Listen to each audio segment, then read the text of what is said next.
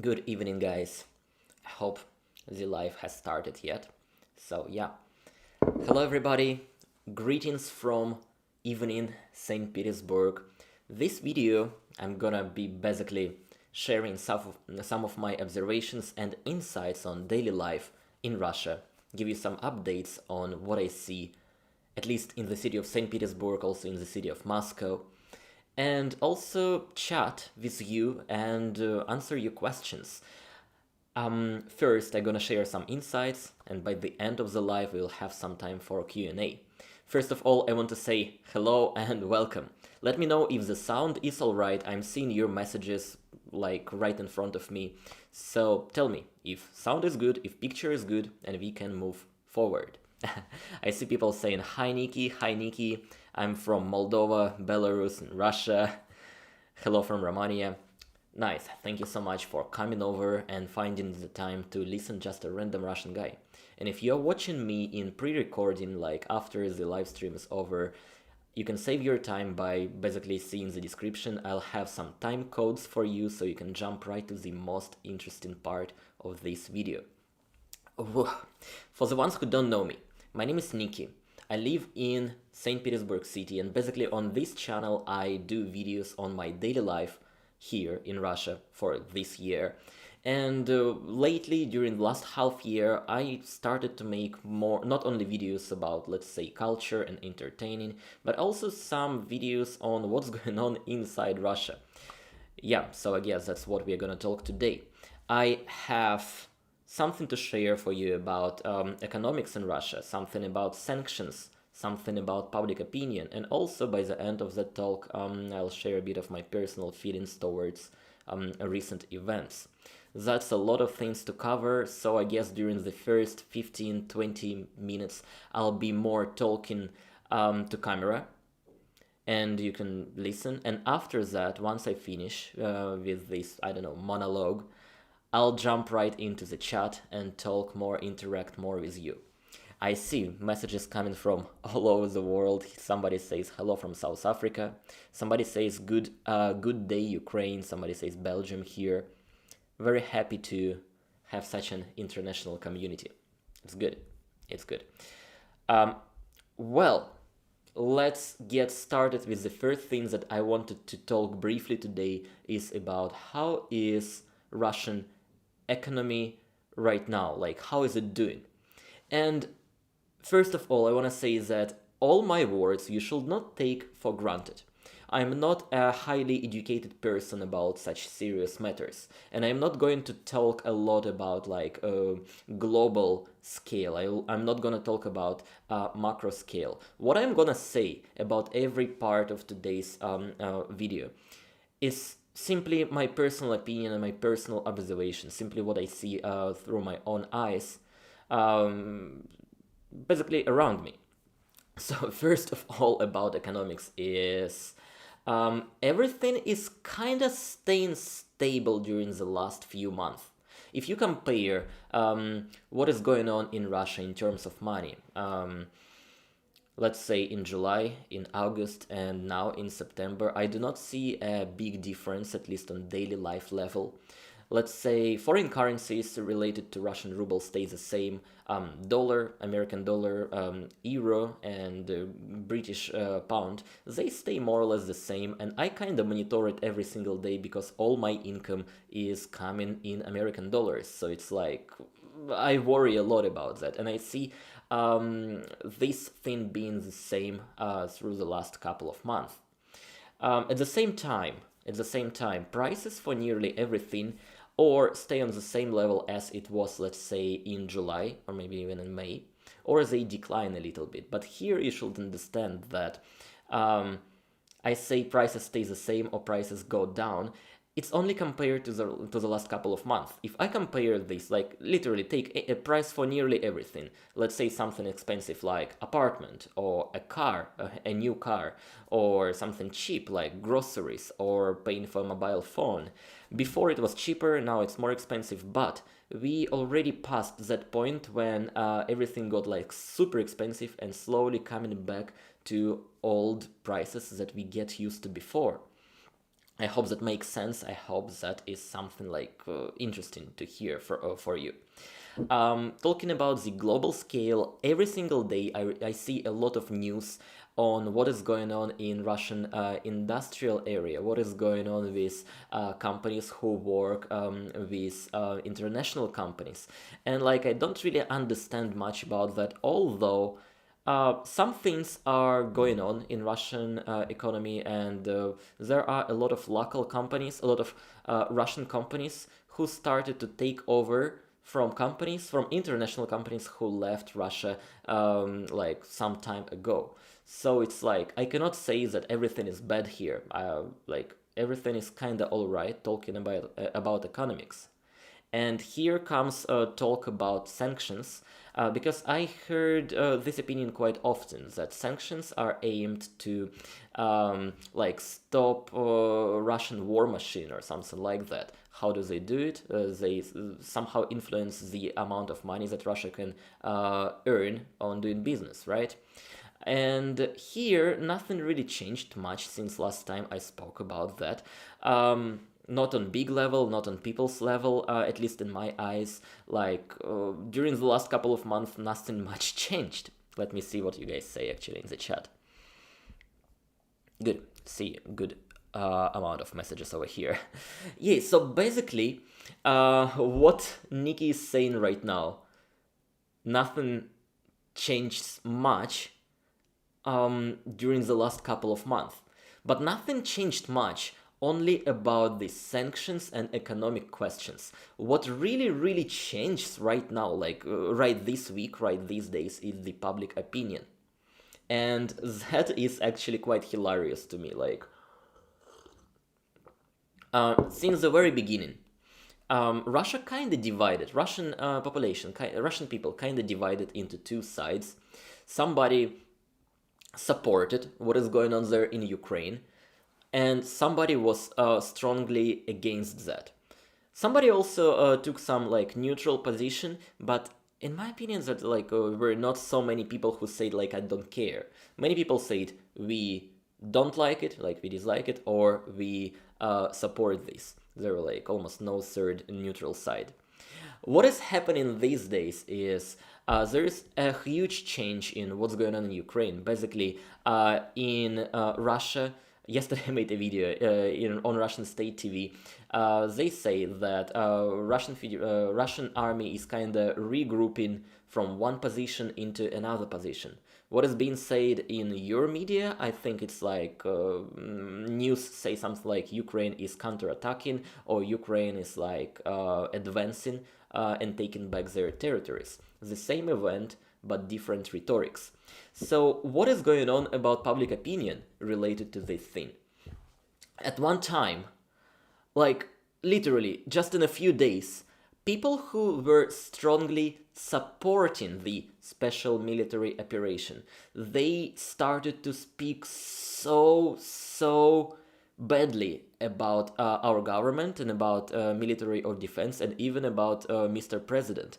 Like, that was really crazy to see it for the first time, because just a few weeks ago and during the last half year, there were quite a lot of supporters of the war, quite a lot of supporters of the operation, and right now they all are, not they all, but a lot of people are basically spreading hate and being so angry at Russian government, because they are kind of failing there in Ukraine, at least during the last couple of days.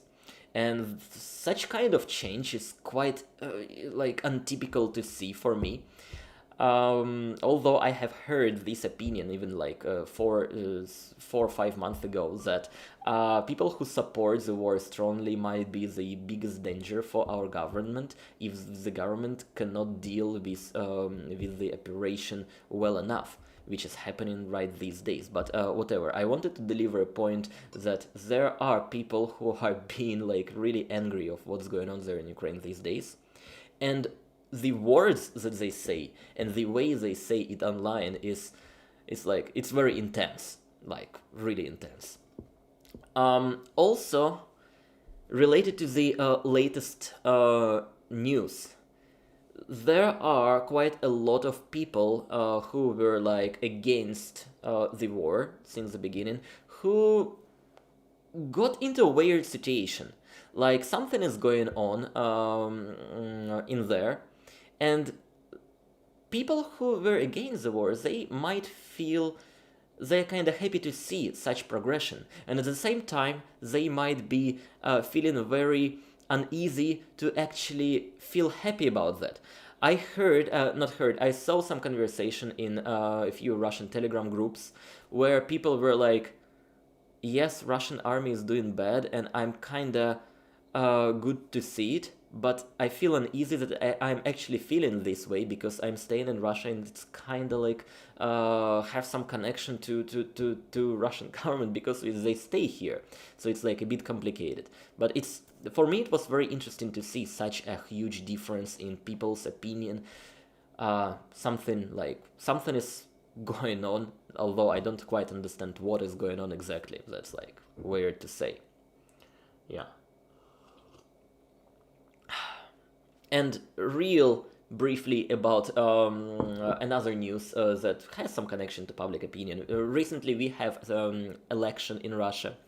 We had it for 3 last days, and basically there were like some people were having a lot of enthusiasm about this election. Some people were like having no interest at all. So I have no idea what were the results of the election, although they are already like, there are some results.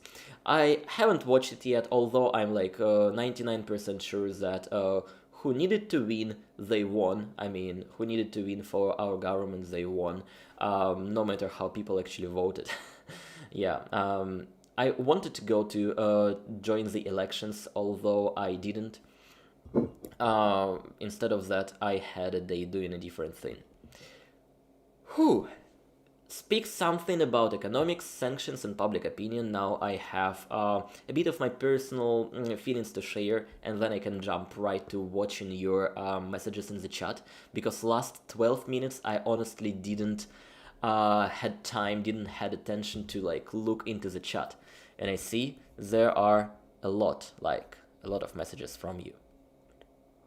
All right. Talking about personal feelings, it all remains the same. Like, I'm a very calm person. I'm not very emotional person. I'm also very non-stressed person. So whatever is going on around me, I kind of stay more or less same as usual. I don't feel much about like any recent changes. Although I again find myself in a situation when everybody keeps a closer attention to what is going on daily. And this maybe a little bit raises the level of personal stress, maybe not stress, a level of personal anxiety. So basically, we had this situation back in March where every single day the situation was changing like so quick. You go to sleep, you read one thing, you wake up, you can read like how things changed totally. Then we had some time of having almost no updates, almost no major news, more or less staying in the same place. And suddenly, a few days ago, we started to have this pace of events again getting so fast, so quick, that personally I feel a little bit like a little bit more anxious than before, and also a little bit unusual because things go not well for Russian government right now, at least from what I see in the news, because what general public in Russia expects to see and what is going on there in Ukraine, two different things. Yay. I guess that's what I wanted to say about this stuff. Now let's jump right to the chat and see what you guys write, what questions you have. And one big disclaimer: obviously I cannot reply, I cannot answer everything that you have to ask, like I cannot take every single question from the chat. I'll just pick the ones that I feel I am able to answer in terms of what I know, in terms of my knowledge, and also in terms of what I can say safely. I hope you will understand me. Yay. So first of all, I see in the chat quite a few green nicknames. I wanna say thank you guys for coming over. Anthony Andrews, I see your message as well. Green nickname means that is a member of my channel, and thank you so much for actually being members. If you don't know, YouTube has membership system, and also there is a Patreon website that basically works the same way, and people can support my channel and my cause by basically signing up for a membership. So again, thank you so much, Anthony, and thank you so much, Brian, who is staying here as well. A very innocent question from Brian V. Is your weather going cooler? We're still very hot in Florida. Yes, it's been cooler, and even at home I'm having a hoodie and I don't feel hot now. It's actually a little bit chilly. I see a question from Anthony Andrews. He says, hopefully this isn't trouble causing, but...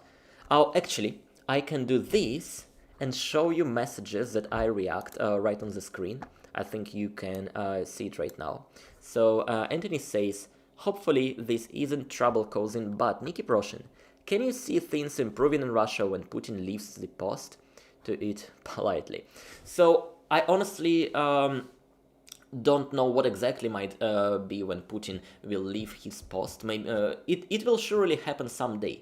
Maybe it will not be anything like political, no coup, no anything, no protest. Maybe he will just get too old to rule the country. Someday it surely will happen, and things surely change. Things surely will change when this will happen, although I have no idea how. I hope it will change for better, although like Russia always had a lot of crises, a lot of troubles, so people get used to not the better, people get used to see the worse, actually.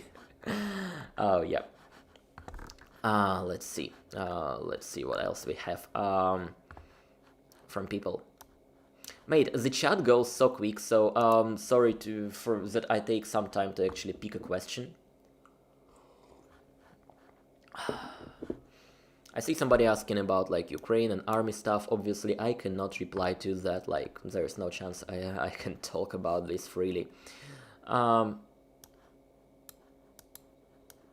This one is interesting question. I think people in the West don't really cover this topic much. So D-Dub says, how are the wounded being cared for? Are their families getting any help from the government?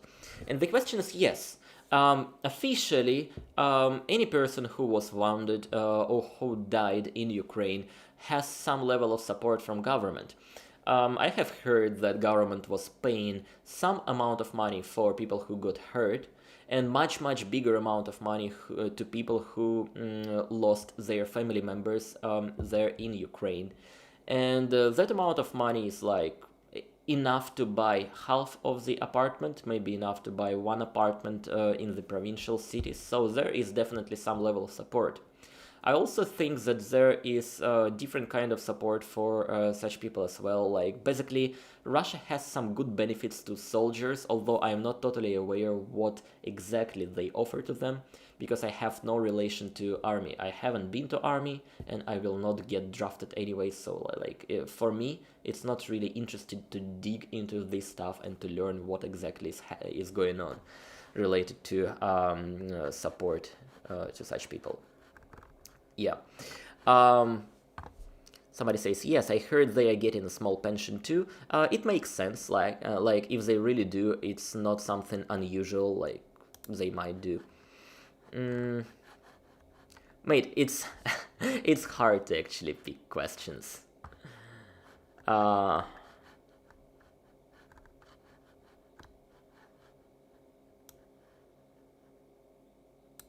Okay, interesting question from John David. Niki, how do the Russian people feel about the US supplying money and military equipment to Ukraine? And I think I have seen a video on 1420 YouTube channel right about this. They were simply asking like, what do they feel about US support and supplying stuff to Ukraine? And in my opinion, most people obviously would dislike it and think that it is just a trick of US to make us fight with each other. And I think older generation will remember that Russia and Ukraine Russian people and Ukrainian people were like two very close nations, and old people might think that US doing a very bad thing to make us fight with each other. Like obviously people like don't like this cause.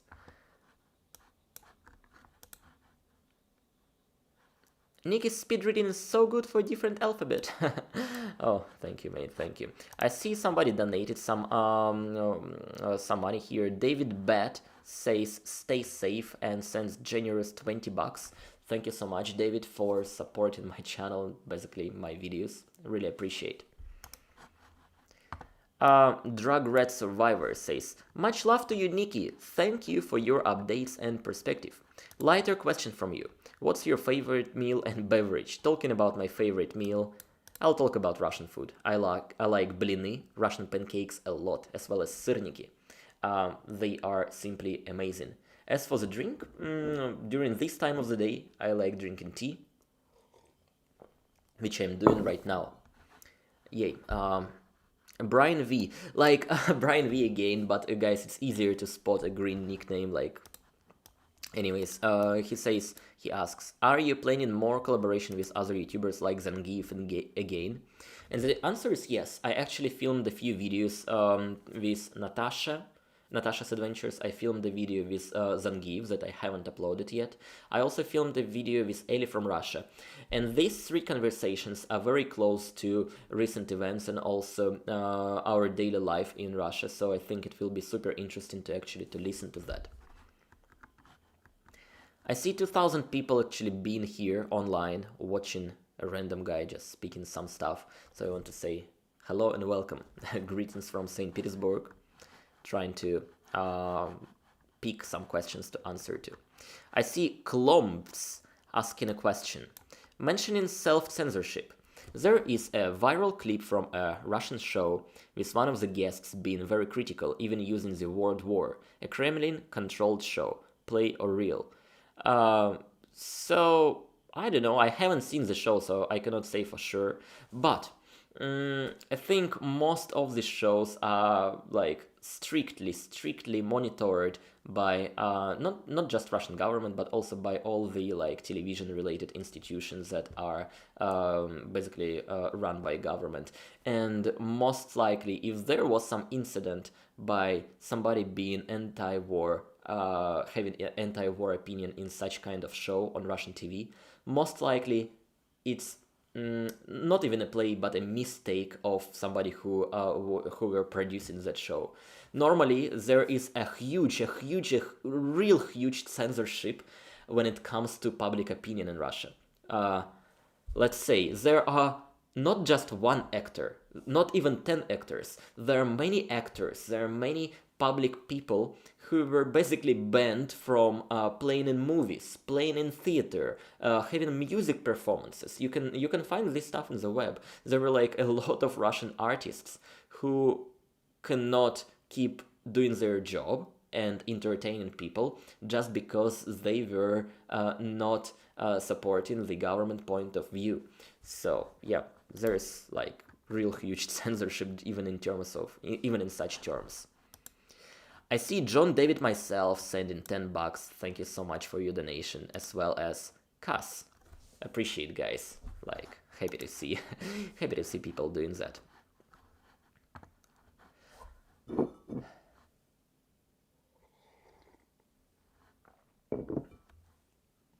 So quiet when I don't speak, right? So quiet when I read questions. So, Reroots asks a question. Can military call you? And the thing is not quiet. The only reason why army might call people of basically young people, they invite them to army.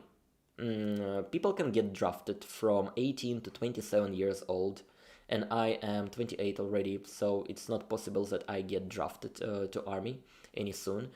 The only possibility is that if there will be a huge, like really serious crisis, like I don't know, something like much bigger than is happening right now, then maybe. But it will be like it will be a problem of future Niki anyways. Right now I see it as nearly impossible for me to have any like relation to army or get drafted to army. I love your videos. Hi from Texas, USA. Hello and welcome. Thank you. Really glad that people enjoy watching stuff that I film. It's not only a passion of mine right now, it's also my full-time job since 2021. More than a year, already more than a year, so I'm so glad that people actually like find time to watch stuff that I create. Yay. I see more stuff, more questions about Putin and about politics and about the events in Ukraine. This stuff I'm not going to answer today. I'm actually going to pick more questions about daily life, or maybe something about something that I can see personally in St. Petersburg, or something that I can feel personally living here in Russia. I'd rather to answer such kind of questions. Yeah.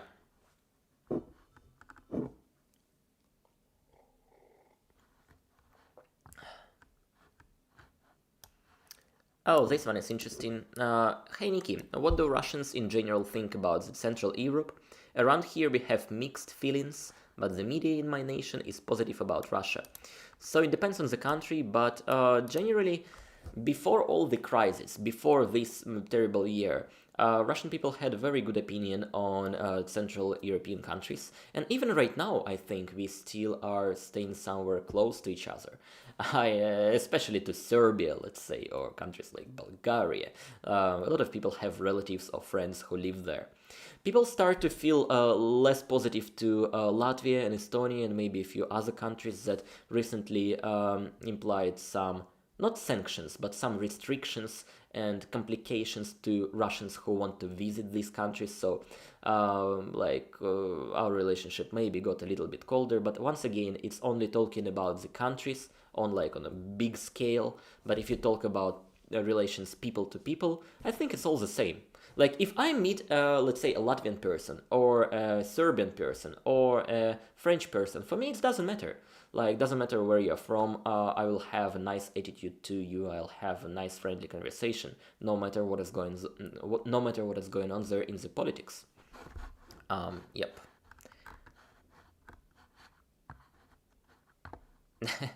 Money question from Like Dal.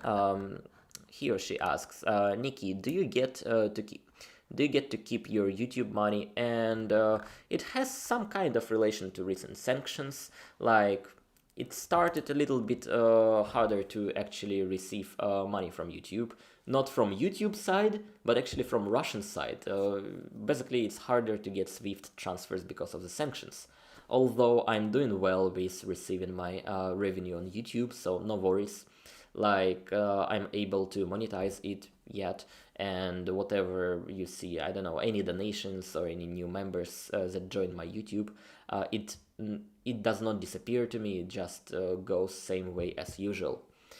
So yeah, thank you for actually caring about this thing.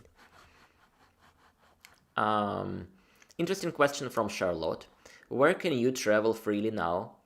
Many European Union countries have made it difficult. So Russian people can travel to many destinations right now. Basically, same destinations as it was before, with some little complications. Most of the recent things that I heard is sometimes Georgian people refuse Russians to enter.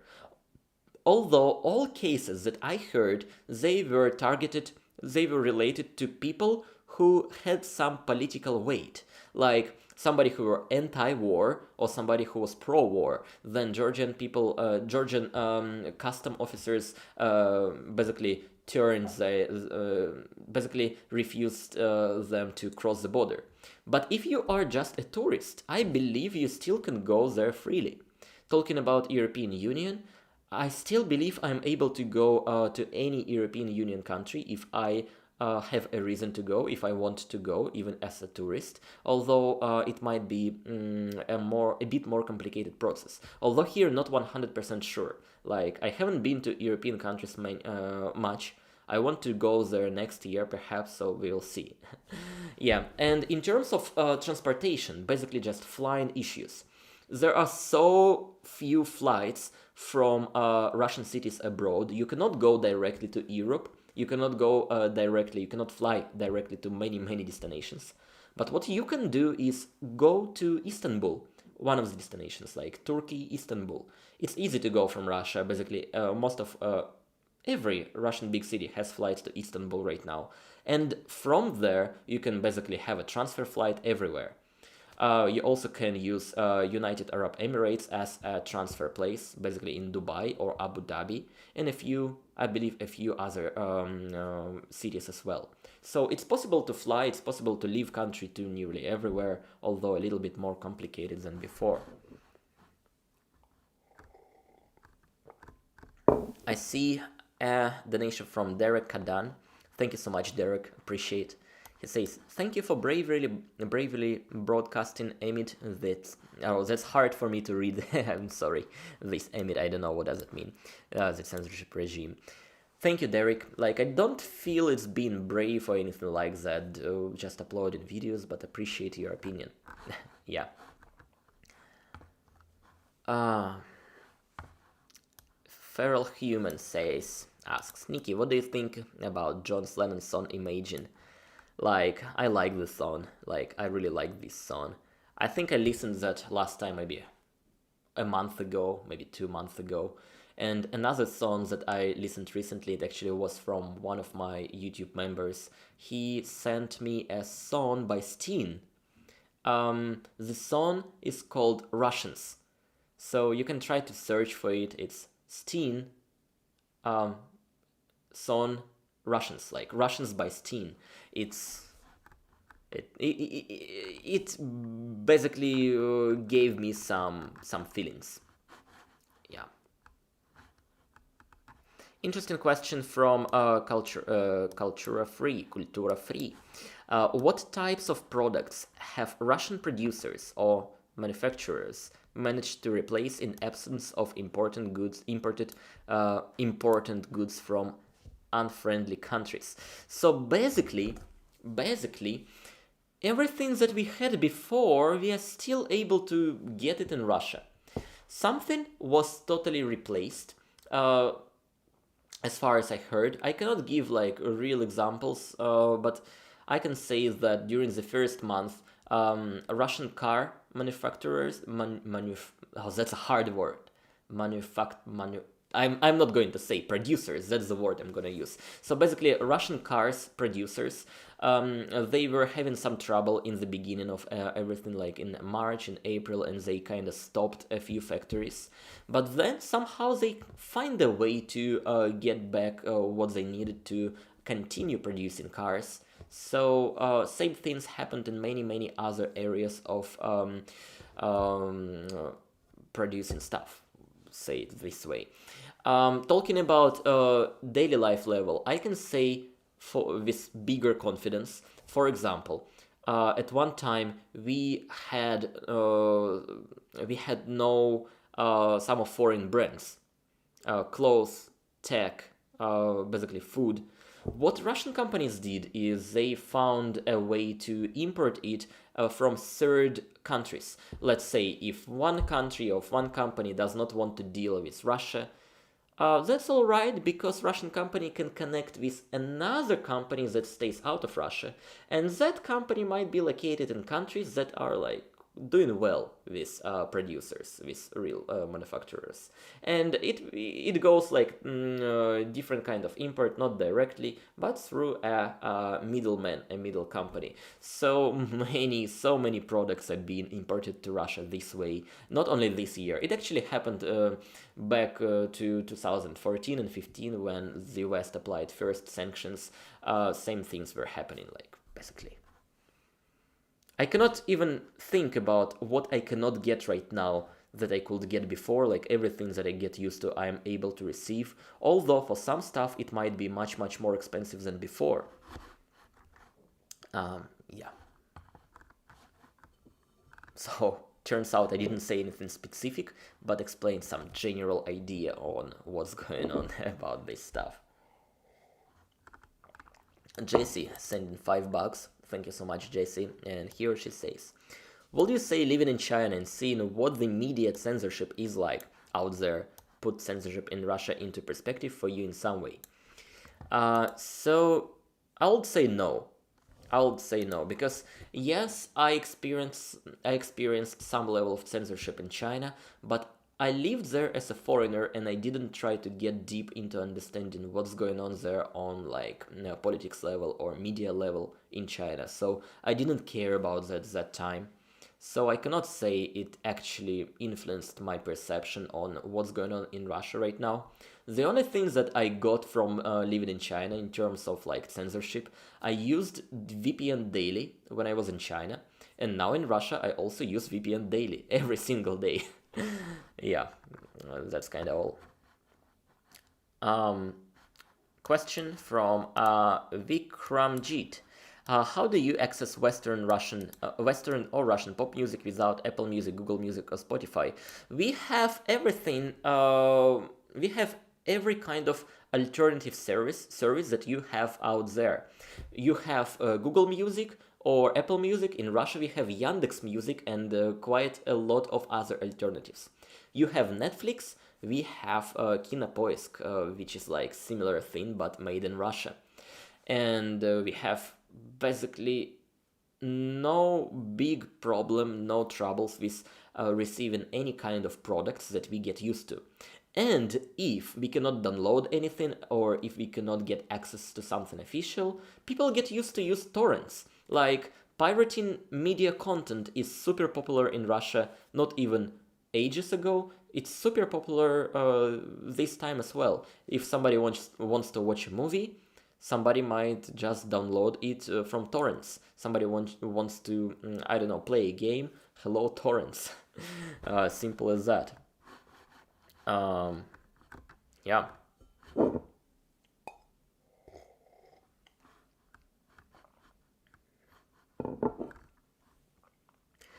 A little bit tired of actually having this quick conversation, trying to like monitor the chat and I'll turn it off.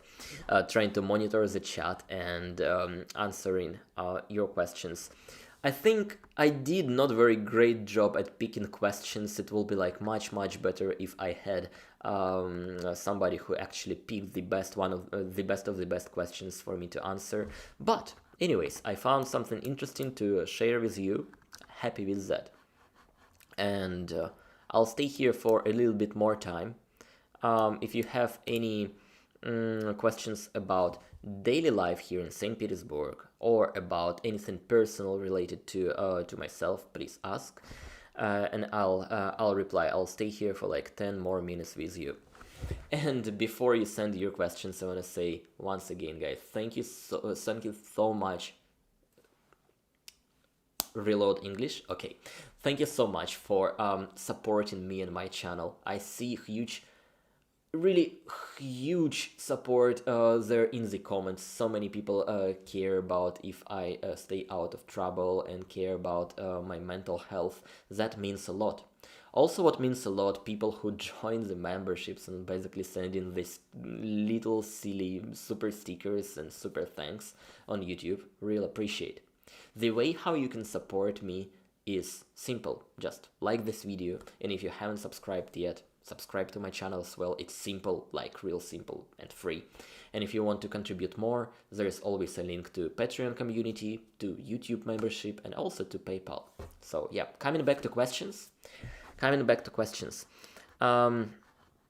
What are your plans? Oh, that's a big question from Fig Leaf. Oh, Fig Leaf, hi, I remember you.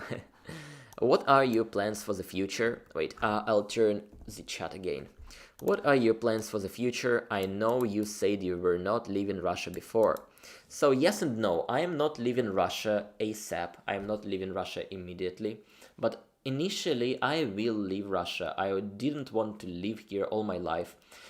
Back in 2014, I had my first big trip to China. Then I moved to China and basically to Asia for like long 5 years.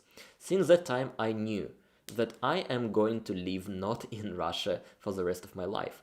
Although I enjoy staying here, I enjoy staying in Russia for a short period of time.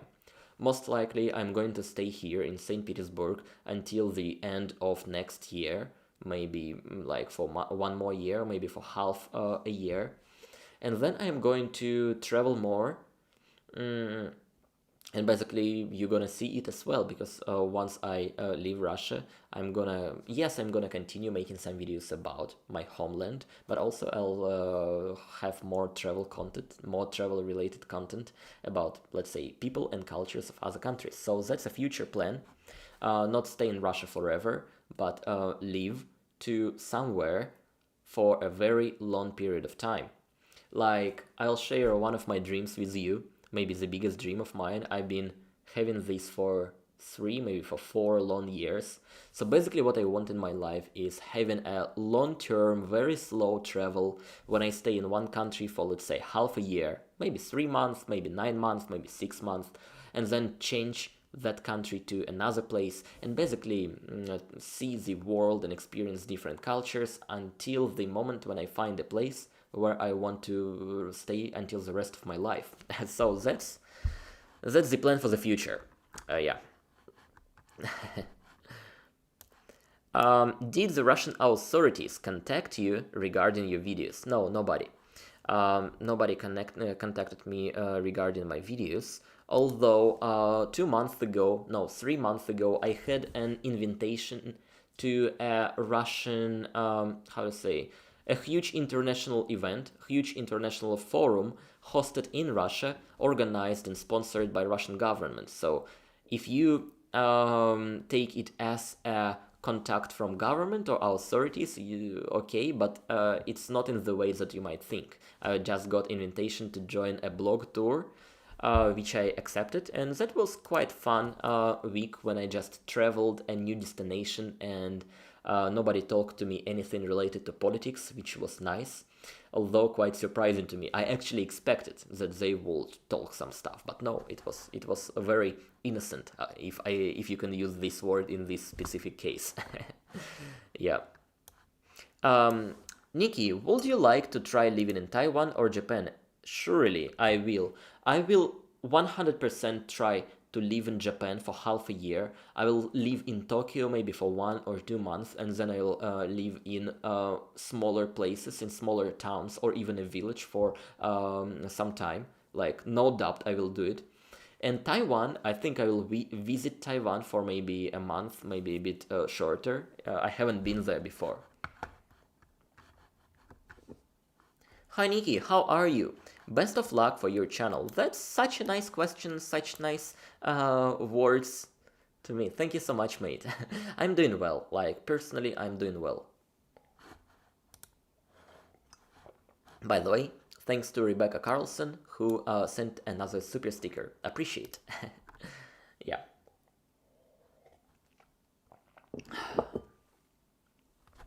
Nice future plans. Hope so. Hope so. Is the older population nervous if Putin is out? Interesting question from Lana. I can deliver what my granny had to say about this stuff. Basically, not only my granny, basically people, older people, they say, if not Putin, then who? In Russian it sounds even funnier, but anyways, you will not understand, so I translated it if not Putin, then who? Many people, basically 10 years ago, 5 years ago, 15 years ago, said these words, meaning that if Putin is not our president, then who can be our president? So yeah, older population will certainly be nervous if Putin is out, like, for sure. Sarah and Lean and Buxterland, thank you so much for your super thanks and donations as well. Really appreciate. Baxterland actually asks, maybe you already answered, sorry, but can you be forced into the army if they mobilize for war? Right now, not. If there will be something real big and they will be mobilizing the entire population of country, then I think yes. But what we have right now, it's like nearly impossible. Like, I don't think so. And I'm that kind of person that would not fight for basically anyone. Like, I would not join any kind of armed conflict, no matter what is going on, except there is a direct danger to myself and people around me. For a theoretical conflict between two governments, like, there is no sense for me to join in this. Like, no way. Alrighty. So I'm gonna read the last question from the super thanks. It's from I cannot read your nickname, mate. Alright, thank you so much for your donation. And here's a question.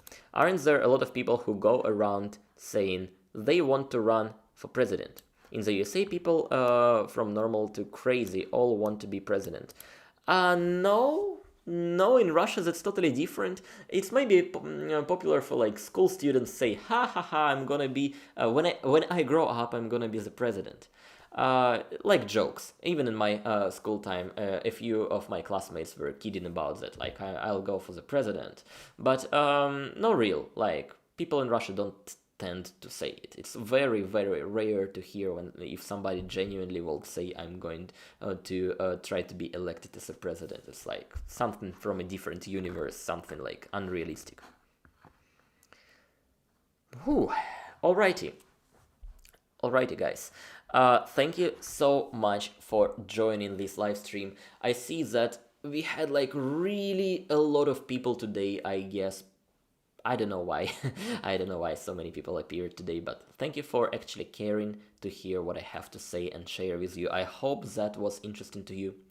Don't forget to like this video if you actually enjoyed this conversation, and go subscribe to my channel right now so you will not miss any future uploads and somehow support my cause, support my channel.